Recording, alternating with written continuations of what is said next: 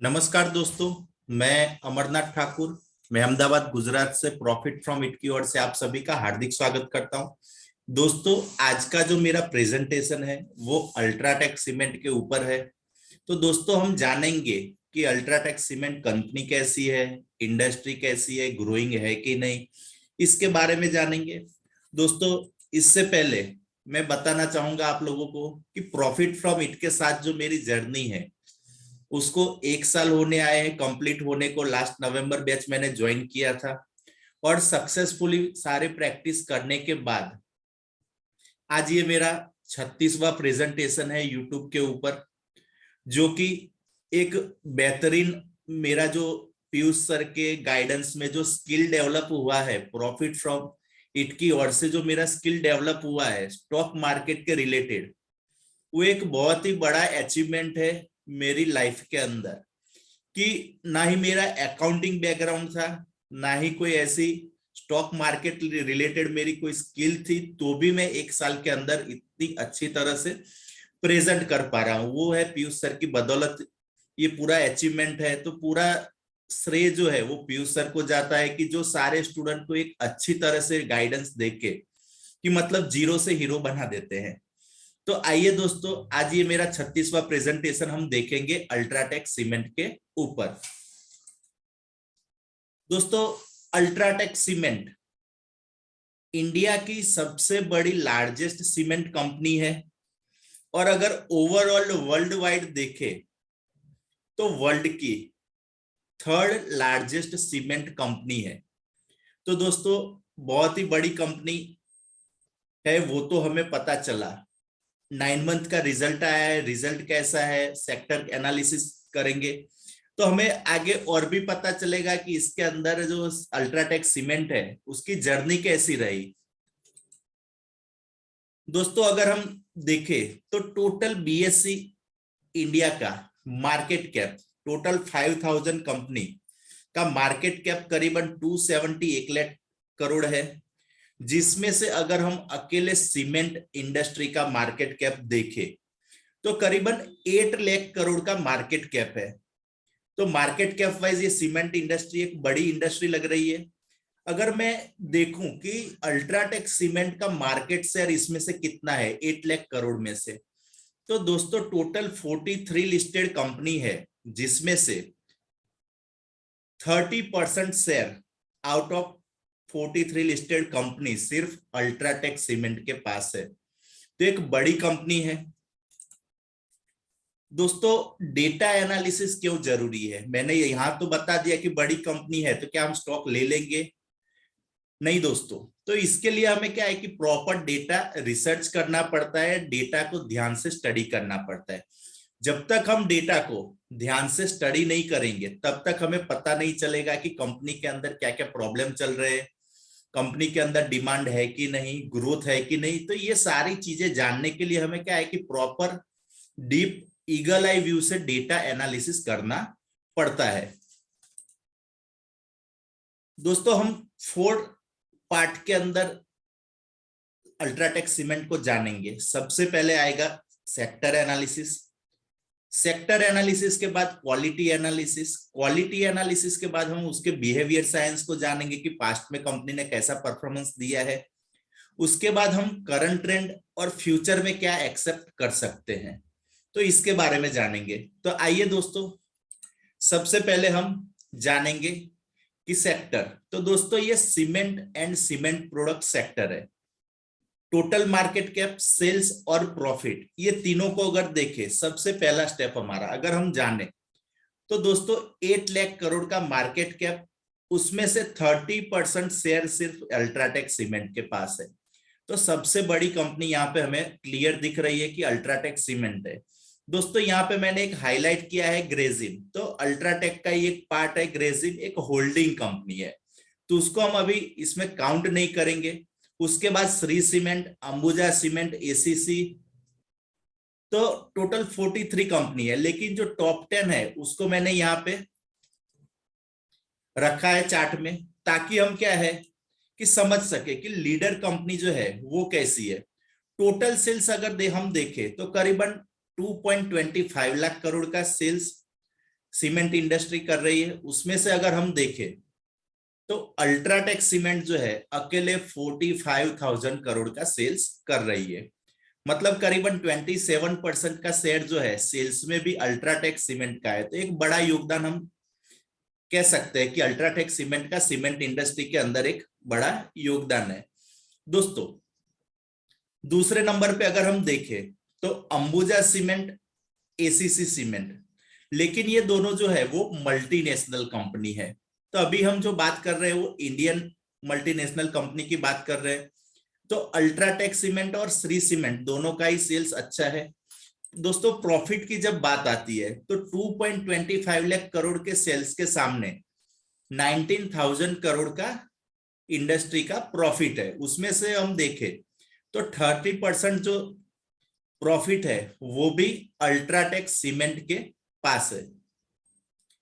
उसके बाद अगर हम देखें तो अंबुजा सीमेंट, एसीसी, जैसे कि मैंने आपको बताया कि ये दोनों मल्टीनेशनल है।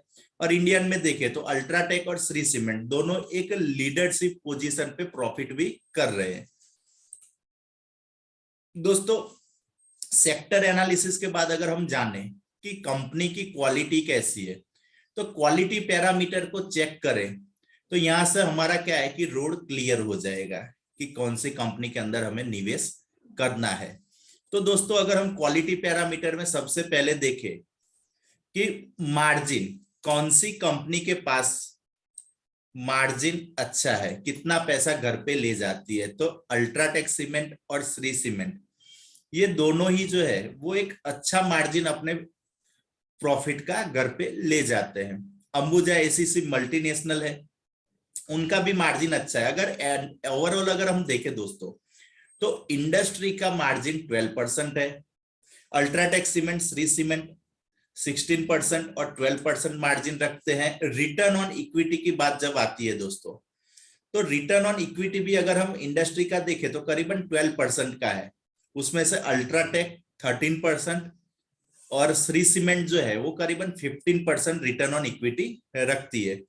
दोस्तों यहाँ पे अंबुजा एसीसी की अगर मैं बात करूं तो इनका भी रिटर्न ऑन इक्विटी अच्छा है। लेकिन दोस्तों मैं यहाँ पे बताना चाहूंगा यहाँ पे कि मल्टीनेशनल कंपनी में ग्रोथ उतना होता नहीं है, तो इसके कारण हम अल्ट्राटेक और श्री सीमेंट को देख रहे हैं। दोस्तों डेब्ट टू इक्विटी अगर हम देखें तो जैसे कि मैंने आपको बताया कि मल्टीनेशनल कंपनी है तो अंबुजा एसीसी जो है वो डेब्ट फ्री है। इनके पास डेब्ट पे करने के लिए कैपेसिटी भी अच्छी रहती है। लेकिन अगर हम देखें इंडियन कंपनी में तो थोड़ा सा डेब्ट को हमें ध्यान में रख के निवेश करना पड़ेगा। अल्ट्राटेक सीमेंट का 42% डेब्ट है और श्री सीमेंट का 9% डेब्ट टू इक्विटी है। तो यहाँ पे हम निवेश करते समय क्या है कि पोर्टफोलियो का वेटेज हम थोड़ा ध्यान में रख के वेटेज सेट करेंगे। दोस्तों अगर आईसीआर की बात आए, डेब्ट पेइंग कैपेसिटी, तो अंबुजा एसीसी जैसे कि मैंने आपको पहले ही बताया था मल्टीनेशनल कंपनी होने के नाते इनका डेब्ट फ्री रहती है कंपनी, तो इनका आईसीआर भी अच्छा है। लेकिन अगर दूसरी कंपनियों की कंपैरिजन में हम देखें तो अल्ट्राटेक सीमेंट और श्री सीमेंट के पास एक अच्छा आईसीआर है, डेब्ट पे करने के लिए पैसा है, लीडरशिप पोजीशन पे है। तो यहां से हमें दोस्तों ये पता चला कि अगर मुझे निवेश करना है इंडियन मल्टीनेशनल सीमेंट कंपनी में तो अल्ट्राटेक और श्री सीमेंट एक उभर के कंपनी बाहर आती है। दोस्तों अब हम देखें कि बिहेवियर कैसा है। क्वालिटी में तो अल्ट्राटेक निकल गई, अच्छी कंपनी। अब अगर हम हिस्टोरिकल डेटा देखें कि कंपनी ने पास्ट में क्या किया तो इसके ऊपर से हम फ्यूचर का अंदाज लगा सकते हैं। तो दोस्तों अगर हम देखें तो अल्ट्राटेक सीमेंट की जर्नी जो है वो 1 मिलियन टन पर एनम से आज 120 मिलियन टन पर एनम सीमेंट का प्रोडक्शन कंपनी कर रही है। तो ये जर्नी बहुत ही जबरदस्त है अल्ट्राटेक सीमेंट की, जिसके कारण आज वर्ल्ड की 3rd largest company UltraTech cement बनी है। अगर दोस्तों हम सेल्स का ग्रोथ देखें तो सेल्स का ग्रोथ जो है वो भी बहुत ही अच्छा है। 2004 से लेके आज हम 2021 करीबन 17 ईयर के अंदर देखे तो 20% CAGR से कंपनी का सेल्स बढ़ा है, जो बहुत ही अच्छी बात है। CAGR के बाद अगर हम देखें तो 20x टाइम सेल्स बढ़ा है। उसके बाद दोस्तों मैं यहाँ पे बताना चाहूंगा कि ये जो सेल्स इतना ज्यादा बढ़ा है वो क्यों बढ़ा है, क्योंकि अल्ट्राटेक सीमेंट ने बिगेस्ट एक्विजिशन किए हैं। जैसे कि मैं बताऊं आपको, तो जो छोटी छोटी कंपनियां लॉस कर रही थी सीमेंट इंडस्ट्री के अंदर, जैसे कि जेपी ग्रुप की गुजरात सीमेंट 2013 के अंदर एक्वायर किया, 2017 के अंदर जेपी एसोसिएट को एक्वायर किया, 2018 के अंदर सेंचुरी टेक्सटाइल की कंपनी सेंचुरी सीमेंट जो अलग होके अल्ट्राटेक सीमेंट ने एक्वायर किया, और बिनानी सीमेंट को 2018 के अंदर एक्वायर किया। ये एक्विजिशन के बाद जो है ये सारी कंपनियां प्रॉफिट करने लगी। तो मतलब क्या है कि इनका मैनेजमेंट जो है वो बहुत ही पावरफुल है, और स्ट्रॉन्ग मैनेजमेंट के बदौलत अल्ट्राटेक आज एक लीडरशिप पोजीशन पे बैठी है। दोस्तों कंपनी का ऑर्गेनिकली और इनऑर्गेनिकली दोनों तरह से ग्रोथ हो रहा है, जो एक बहुत ही अच्छा पॉजिटिव पॉइंट है अल्ट्राटेक सीमेंट के लिए। दोस्तों अगर हम लॉन्ग टर्म का प्रॉफिट ग्रोथ देखें तो 37% CAGR से बढ़ा है, और 141x टाइम जो है वो प्रॉफिट भी बढ़ा है। लेकिन दोस्तों अगर हम देखें तो जब जब कंपनी का प्रॉफिट डाउन हुआ है, हो सकता है कि रॉ मटेरियल के कॉस्ट बढ़े हो, या तो कुछ ऐसे इफेक्ट आए हो कि जिसके कारण प्रॉफिट डाउन हुए हैं, तो तब तब क्या है कि शेयर के प्राइस जो है वो भी नीचे आते हैं।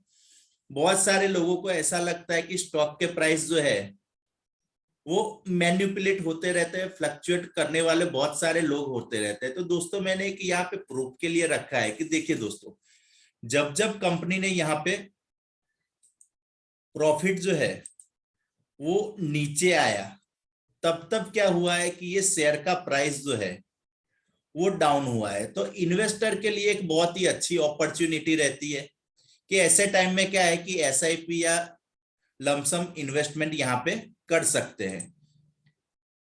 दोस्तों अगर हम देखें तो कंपनी का दूसरा एक प्लस पॉइंट यहाँ पे हमें देखने को मिलेगा कि कंपनी ने कभी भी लॉस नहीं किया है।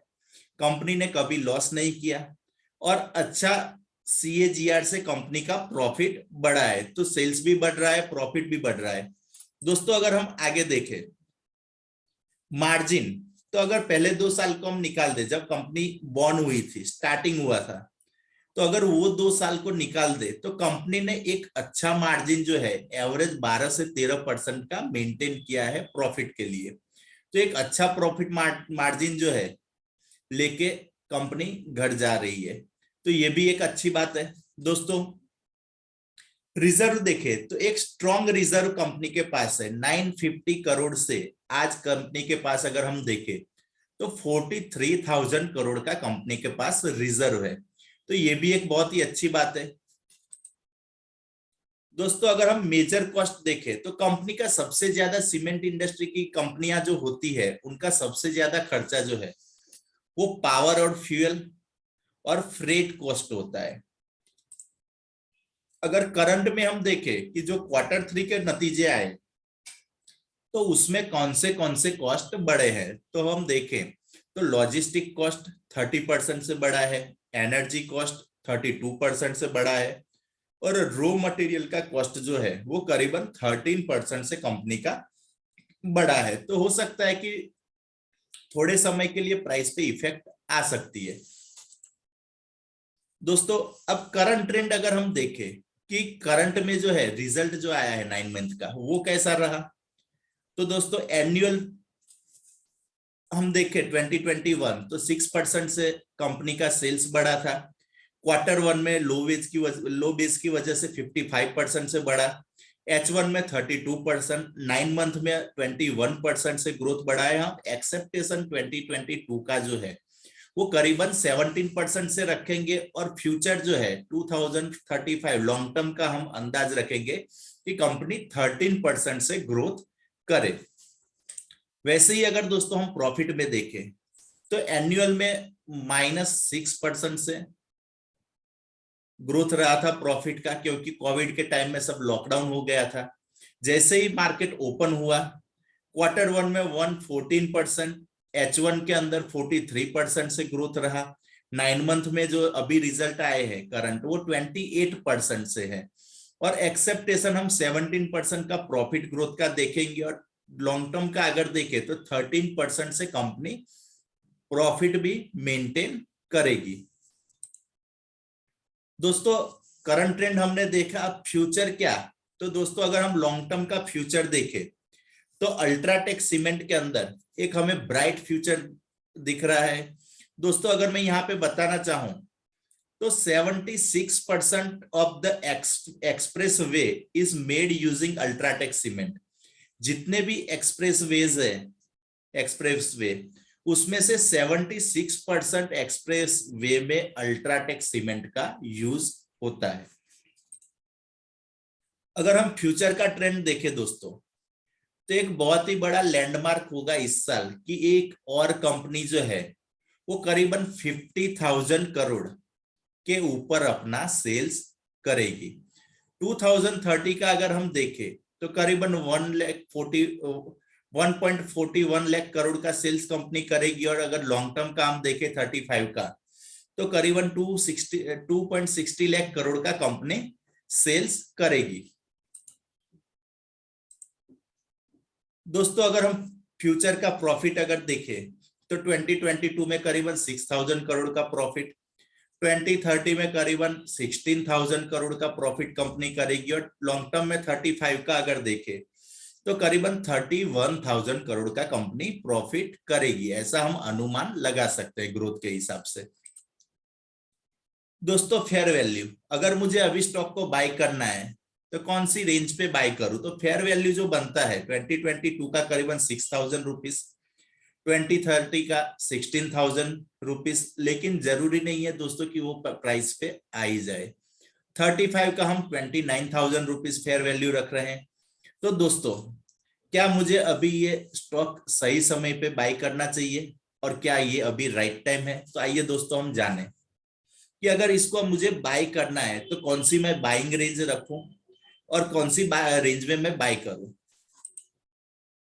तो दोस्तों ये स्टॉक अल्ट्राटेक सीमेंट जो है वो अभी थोड़ा करेक्शन में आया हुआ है। तो हम करीबन नियर बाय 6,500 के आसपास हम इसको बाय करेंगे।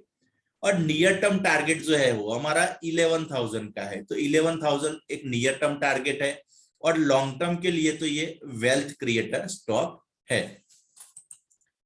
दोस्तों अगर मैं इन्वेस्ट करूं इसके अंदर तो मेरे दूसरे पीयर इन्वेस्टर कौन से हैं?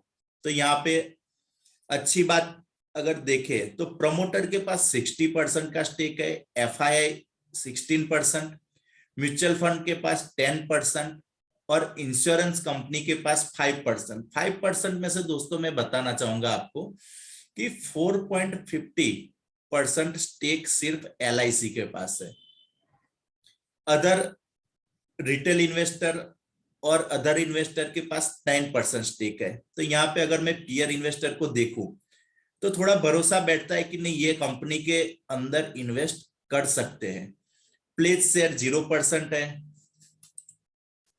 फाइनल कंक्लूजन पे दोस्तों अब अगर हम आए तो फाइनल कंक्लूजन देखें तो कंपनी के अंदर ग्रोथ जबरदस्त है, क्वालिटी अच्छी है, प्रॉफिटेबिलिटी अच्छी है, सॉल्वेंसी अच्छी है, वैल्यूएशन अभी थोड़े कम है। तो एक अच्छा बाइंग हमें अपॉर्चुनिटी मिला है यहाँ पे।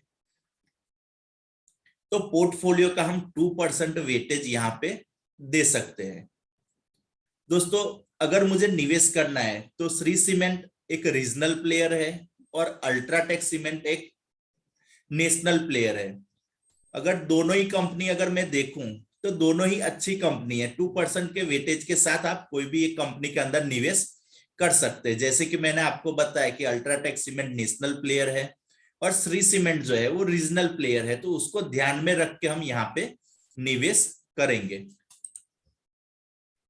दोस्तों मैं यहाँ पे एक डिस्क्लेमर बताना चाहूंगा कि ये प्रेजेंटेशन सिर्फ एजुकेशन और लर्निंग पर्पस से था कि ताकि हमारा स्किल अच्छी तरह डेवलप हो।